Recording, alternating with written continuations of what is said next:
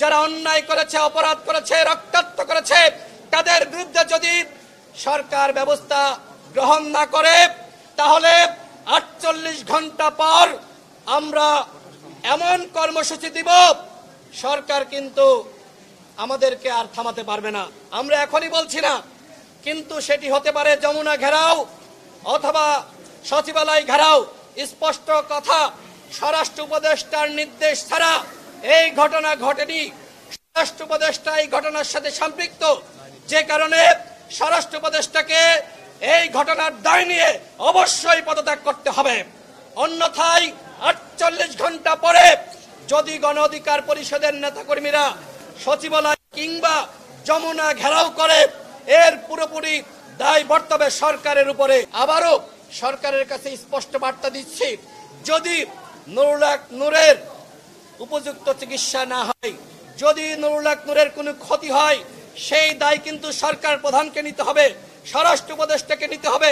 এখনো পর্যন্ত আমরা এতবার বলার পরেও কেন এই স্বরাষ্ট্র উপদেষ্টাকে সরানো হলো না, কেন তাকে জবাবদিহিতার আওতায় হলো না, সেটি আমাদের মধ্যে এক ধরনের সন্দেহ তৈরি করেছে।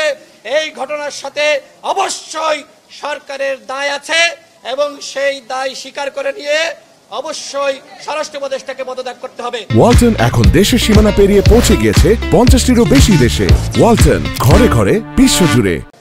মাননীয় প্রধান উপদেষ্টা তিনি বলেছিলেন নুরুল হক নূরকে উন্নত চিকিৎসার জন্য দেশের বাইরে পাঠানো হবে, কিন্তু আমরা লক্ষ্য করলাম সরকারের পক্ষ থেকে এক ধরনের গড়িমসি করা হলো।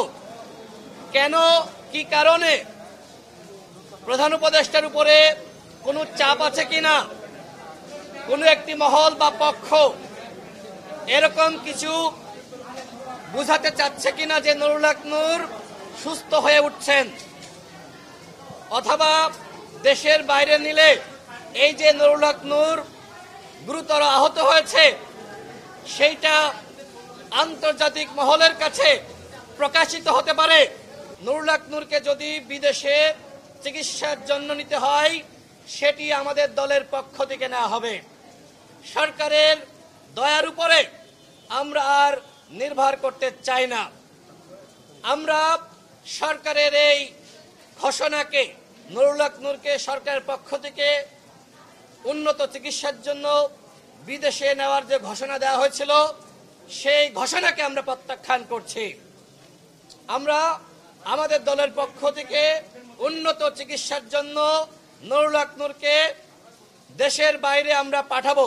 যদিও নুরুল হক নূর বলেছেন তিনি বাংলাদেশের চিকিৎসা ব্যবস্থার উপরে আস্থা রেখে তিনি দেশেই চিকিৎসা নিতে চান,